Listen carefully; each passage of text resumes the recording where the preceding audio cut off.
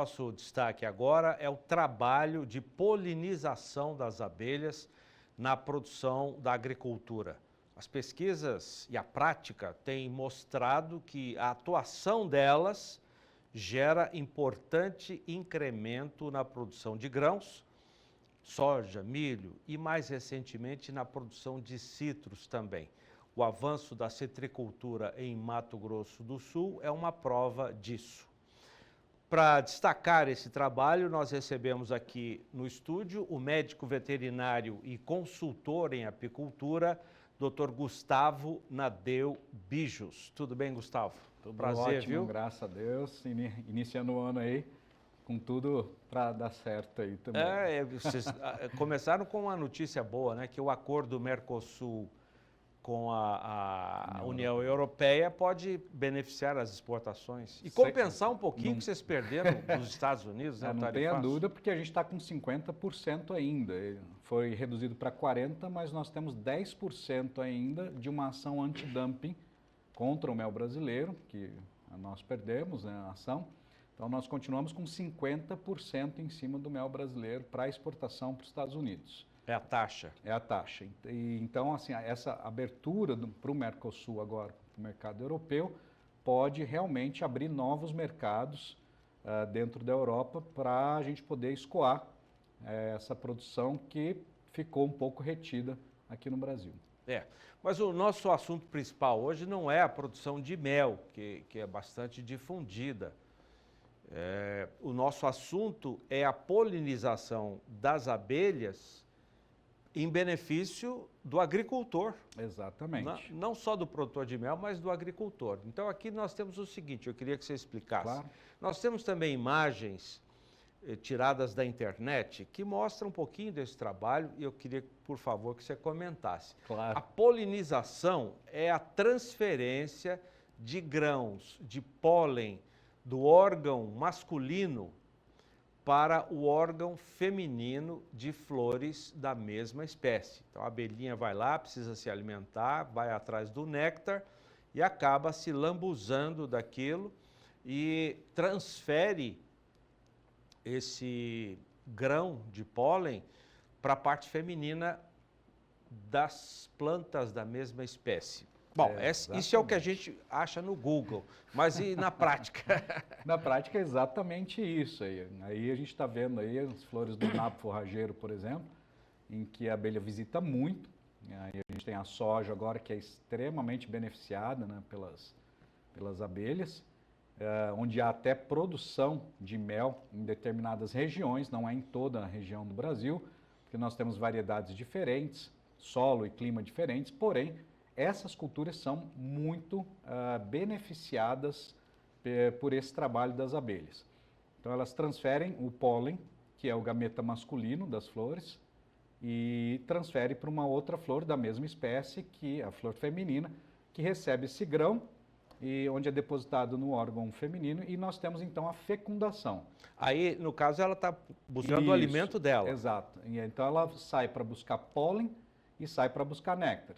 O pólen, quando ela começa a coletar, e mesmo as abelhas de néctar, que vão buscar o néctar para produzir o mel, elas vamos dizer, se sujam de pólen dos grãos, que são microgrãos nos pelos do corpo dela, e quando ela vai para outra flor, um grãozinho de pólen, ela se mexer, se agitar para buscar o alimento, esse grão cai dentro do aparelho reprodutor feminino da flor. O que aí a gente tem então aí a fecundação e nós temos então o surgimento de um fruto muito bem formado, mais pesado e com mais quantidade de sucos ou de óleo. Então tudo é beneficiado por esse trabalho em conjunto. Nós estamos vendo elas buscarem o néctar. Isso parece que é girassol. É girassol. Né? E quais são as plantas prediletas para elas buscarem o néctar? Dentro de culturas, nós temos o girassol, é um deles, canola, nós temos o nabo forrageiro também, que é muito beneficiado. Nós temos agora a carinata entrando no Brasil também com força e sendo beneficiada também. Chia, gergelim, uma série de... Fora a fruticultura também, tem muita coisa que é beneficiada por essa parceria também. E isso movimenta bilhões de reais por ano, mas é muito pouco falado. O pessoal, quando fala em abelha, geralmente fala em mel, em pólen, em própolis. Mas isso é uma parcela muito pequena frente ao que é movimentado com polinização aqui no Brasil. Muito bem. Bom, agora a pergunta é a seguinte: a polinização, o processo é o mesmo para fazer mel, para aumentar a produtividade da soja, né? Isso. É diferente a polinização para fazer mel, cera, própolis, daquela que é usada para aumentar a produção na agricultura? Soja, milho? Basicamente é o mesmo mecanismo. Ela vai atrás de néctar ou de pólen, porque são os dois alimentos necessários para a vida das abelhas. Então, o pólen vai se transformar em pão da abelha, que fica armazenado no favo, que é um alimento também pouquíssimo conhecido aqui do brasileiro, que é o pão da abelha, que é o pólen armazenado no favo, e ela vai atrás do néctar, que é a parte energética da alimentação. O pólen também é utilizado de uma forma muito simples aqui falando, para a produção de geleia real, que vai alimentar a rainha e vai alimentar também as larvas no estágio inicial. É o colostro das abelhas, vamos dizer assim, é a geleia real. Se nós não tivermos pólen dentro da colmeia, não há produção de geleia real, consequentemente a rainha cai a produção de ovos e cai a produção de indivíduos. Aí o enxame enfraquece, então a abelha tem que ir atrás desses dois alimentos. Então, tanto na área silvestre quanto em culturas, o mecanismo é o mesmo de polinização. A busca por alimento, o que acaba beneficiando as plantas também. Eu não sei se é possível voltar um pouquinho, acho que aí dá para a gente ver. Aí é o café. Então, aí a gente já começa a entrar no nosso assunto principal aqui, que é a polinização para a agricultura, né? Café, o que mais? Eu falei soja, milho... Soja, o milho é muito interessante, porque até então nós tínhamos dados e notícias de que o milho praticamente não era beneficiado, porque ele é polinizado pelo vento. Mas pesquisas recentes têm demonstrado que há um aumento de 3 a 6% de produtividade no milho e a formação melhor, né, da espiga, por conta da polinização. E é uma coisa assim, bem recente para nós também. Né? 3 a 6% de aumento de produtividade por hectare? Por hectare.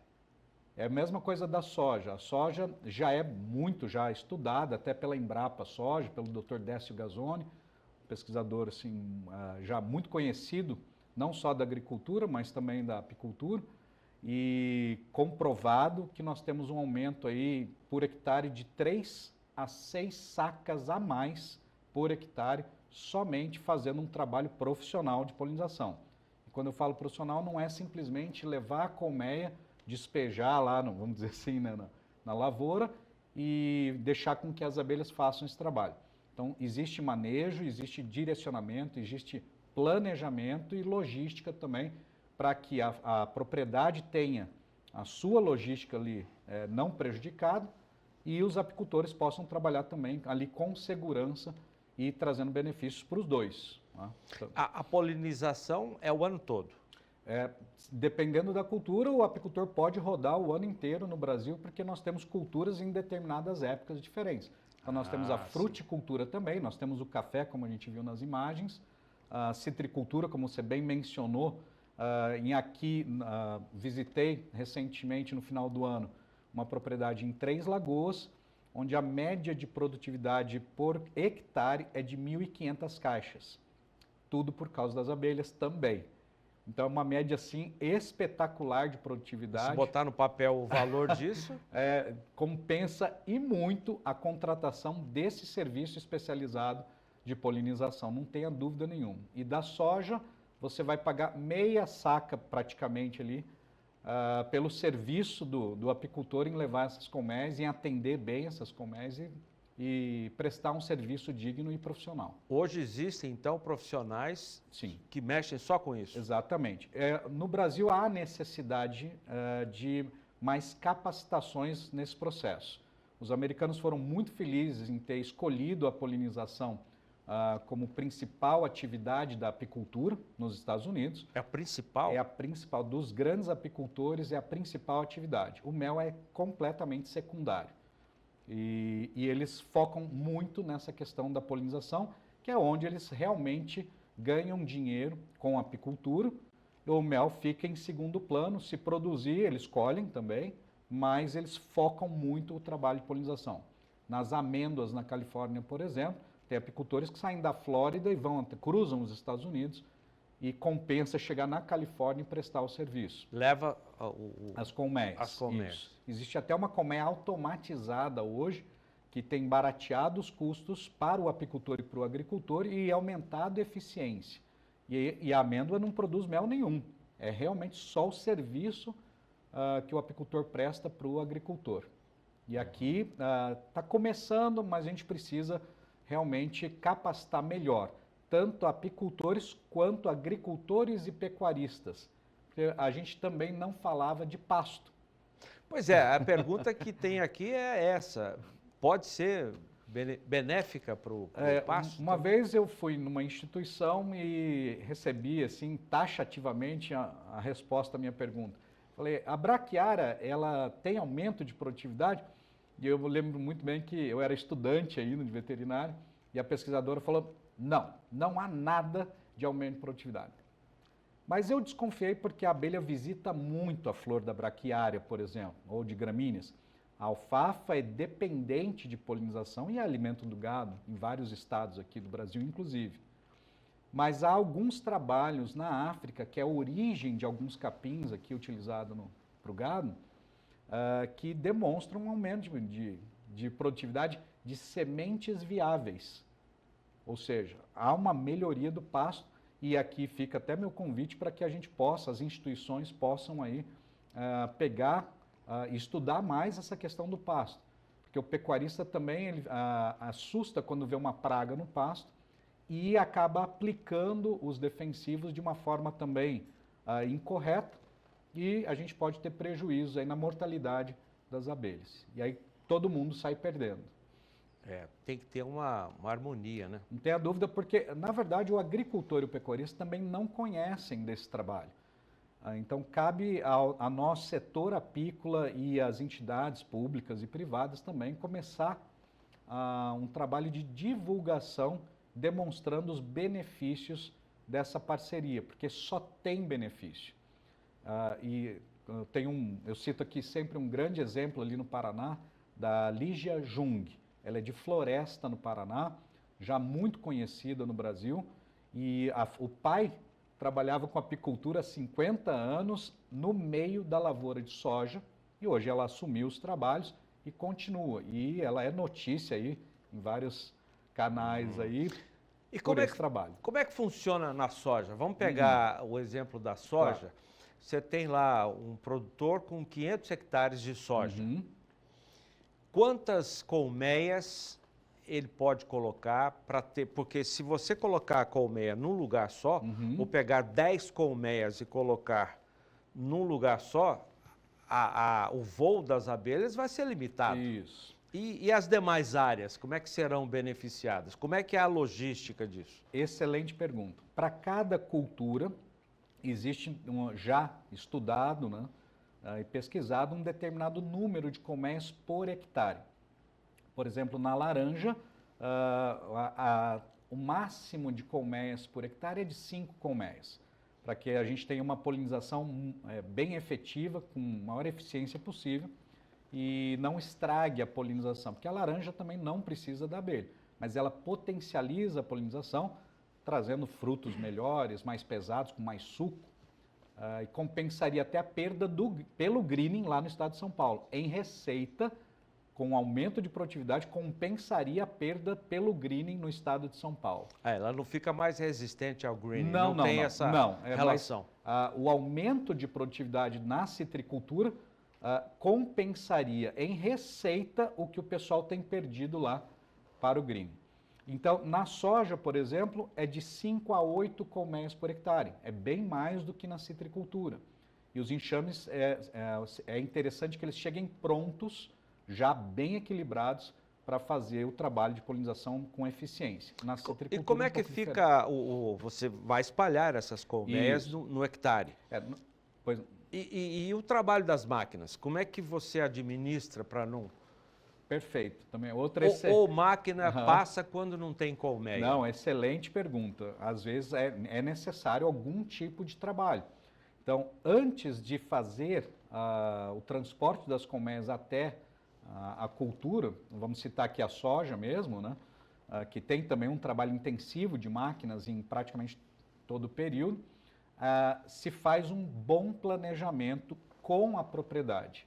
Então, com isso, você sabe onde as máquinas passam, onde tem menos pessoas trabalhando e dentro dessas informações, aí você planeja aonde serão instaladas as colmeias. O ideal é que sejam instaladas em pontos estratégicos, como você bem mencionou, para que ela pegue realmente toda a área da lavoura. Essa imagem que nós vemos? Isso aí, ó.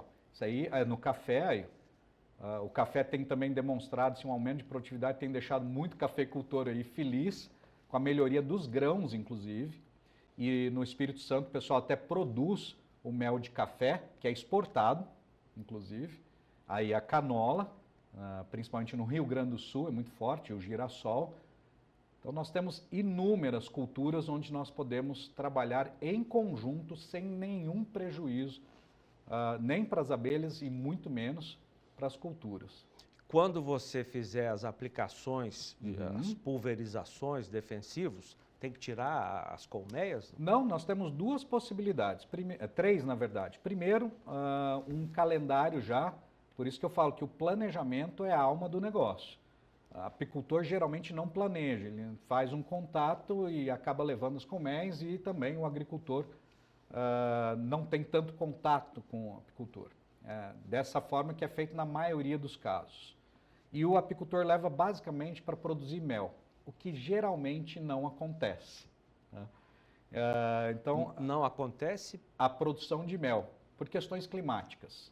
Ah, sim. Por exemplo, o mel tem a safra também, né? Tem safra e o mel depende muito do clima. A polinização não. A polinização você foi contratado, você leva, ela vai acontecer com eficiência, desde que se conheça qual é a cultura a ser atendida, o tipo de enxame que vai. Na maçã, lá no Rio Grande do Sul, por exemplo, você tem já profissionais das empresas de maçã capacitados para avaliar enxames que vão entrar na lavoura. E os defensivos, o que a gente faz dentro desse planejamento se numa emergência acontecer a necessidade de aplicação, as colmeias são fechadas de noite com tela de ventilação, ou o apicultor pode retirar as colmeias com um prazo de 48 horas para levar para outro local enquanto o agricultor passa o produto. Mas não deve ser fácil pegar tantas colmeias e fazer esse transporte, né? Como é que é? Hoje em dia aqui no Brasil a maioria dos apicultores fazem no braço, mas o ideal é que seja mecanizado. Nós temos aqui um bom exemplo da família Dalasta, aqui no Mato Grosso do Sul, que trabalha com bobcat, com empilhadeira, e então trabalha muito rápido, tudo mecanizado, e esse é o caminho que nós temos que seguir. Tá? As abelhas não são afetadas assim? Não, de maneira alguma. Se tudo for aí, planejado, combinado, conversado com antecedência, praticamente nós não temos mortalidade em nenhum momento, e mesmo com algumas aplicações acontecendo, dependendo sim, do horário, tem que ser no horário certo, o produto correto e autorizado pelo Ministério da Agricultura. Agora, se o agricultor utilizar de uma forma incorreta, no horário incorreto, produtos que não estão legalizados no Brasil, aí nós temos problema de mortalidade das abelhas. Esse mercado do profissional que vive exclusivamente desse trabalho é promissor aqui no Brasil? Tem como estimar isso? Não temos como estimar, mas, por exemplo, aliás, temos sim, só na citricultura aqui no Mato Grosso do Sul. Mato Grosso do Sul tem hoje 50 mil colmeias, aproximadamente, um pouquinho mais, de acordo com a IAGRO, que é um levantamento muito próximo da realidade. Precisa cadastrar anualmente, né? Acho que é por isso que se tem esse número. A gente tem esses dados agora. Então, Mato Grosso do Sul tem 50 mil colmeias espalhadas pelo estado inteiro. Só na citricultura, se nós chegarmos a 30 mil hectares, que ainda não chegamos, nós vamos precisar de 190 mil colmeias. Só para laranja. No café, nós precisamos de 9 a 12 milhões de colmeias. Meu Deus. Então, assim, tem um espaço gigantesco para a gente alcançar esse número, chegar pelo menos na metade, o que elevaria, inclusive, a produção de mel do Brasil também, para que a gente pudesse, inclusive, competir diretamente com a China, mas com um produto de muito melhor qualidade, uma qualidade muito superior ao produto chinês e ao produto indiano também, que são produtos... São os dois que fazem o melhor mel hoje? Em quantidade, não, em maior quantidade. Ah, quantidade. O melhor mel do mundo é da América do Sul, indiscutivelmente. Argentina, Uruguai, Brasil, Paraguai, Chile tem méis maravilhosos, Colômbia, Peru, por causa da diversidade de floradas que nós temos na América do Sul. E isso é comprovado com várias medalhas que a América do Sul tem ganhado aí nos congressos internacionais, não só pela qualidade, mas sabor, coloração, e fora os méis dessas culturas. Nós temos demanda de exportação de mel de soja, mas nós não produzimos ainda a quantidade necessária para poder... Você conhece o mel de soja já? Já conheci no sul, que é onde se produz em maior quantidade. Para o centro-oeste, praticamente nós não temos produção de mel de soja por questão da variedade da planta e também por causa de clima e solo. Mas a polinização é completamente viável para o agricultor. E aí ele tem esse aumento entre 3 e 6 sacas por hectare por ano. E o mel da braquiária? O mel da braquiária nós não temos. Não conhece. Não, mas nós temos o pólen da braquiária, que é maravilhoso. É um pólen muito bonito, de coloração, e um sabor extremamente suave também, que é outra receita que o apicultor pode ter com a produção de pólen de braquiária também.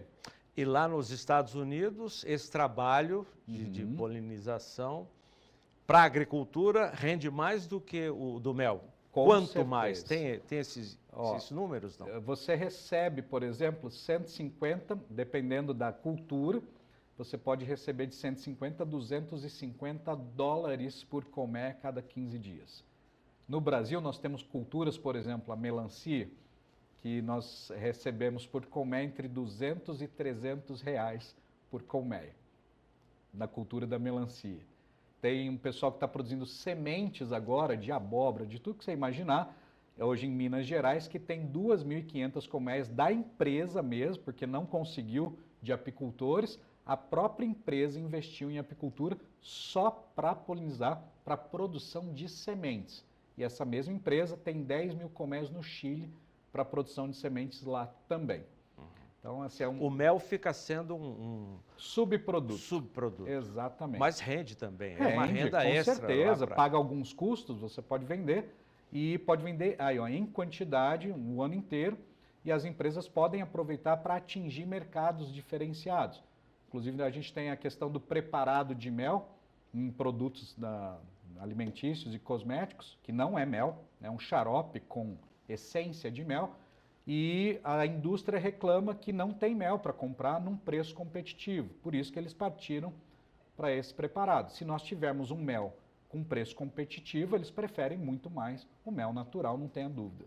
Para cosmético, essas Exatamente. Coisas deve ser muito melhor. E o mel, todo o mel produzido, tanto de eucalipto, quanto de soja, quanto de canola, vem com todos aqueles nutrientes necessários também para a gente absorver e ter a saúde em dia. Agora, esse profissional que atua nessa área, ele precisa ser veterinário ou... Não, ele pode ser apicultor. Então, apicultor ele pode ser de qualquer profissão. A base é ser apicultor. Apicultor. E eu sempre recomendo as instituições que comecem a investir em capacitação. Porque, atualmente, o apicultor brasileiro ele não tem muita noção como funciona esse passo a passo. Que modelo de contrato utilizar? Quanto eu vou receber por colmeia? Como é feito o pagamento? Como é que a gente faz a medição do aumento de produtividade daquela determinada cultura? Em que local eu vou instalar as colmeias? Em que posição? Em que tamanho de enxame tem que ser para aquela determinada cultura? Então, para instituições que trabalham com ensino, no meio rural, está aí também um prato cheio de Uma oportunidades. disciplina, né, Não dentro tenha dúvida disso. das universidades, né? E outros do sistema S, por exemplo, o Senar, por exemplo, né? Poderia investir bastante nisso, porque o apicultor não ficaria mais refém do mel. E ele pode ter 10 colmeias, porque se juntar com os membros de uma associação cooperativa, eles têm colmeias suficientes para poder prestar esse serviço para agricultores da região. Antes ele tem que se formar apicultor. Com certeza. Isso também é difícil, é complicado? Não, nós temos vários cursos hoje no Brasil. Recomendo sempre que participem de todos os cursos que puderem participar, eventos, assistam de tudo, estudem bastante, porque a apicultura ela é uma ciência, não é simplesmente pegar uma colmeia, colocar no mato ou numa cultura e depois ir lá colher o resultado. Isso não existe. É uma cultura extremamente profissional, tem técnica, tem manejo e de acordo com determinada região. Por exemplo, o manejo aqui no Mato Grosso do Sul é diferente lá do Nordeste, que é diferente do Rio Grande do Sul. Então, nós temos que sempre adaptar aquela região para poder obter uma maior produtividade possível, tanto de mel e quanto também dessas culturas agrícolas, onde todas elas praticamente são beneficiadas. Você disse que vai lançar um vídeo amanhã.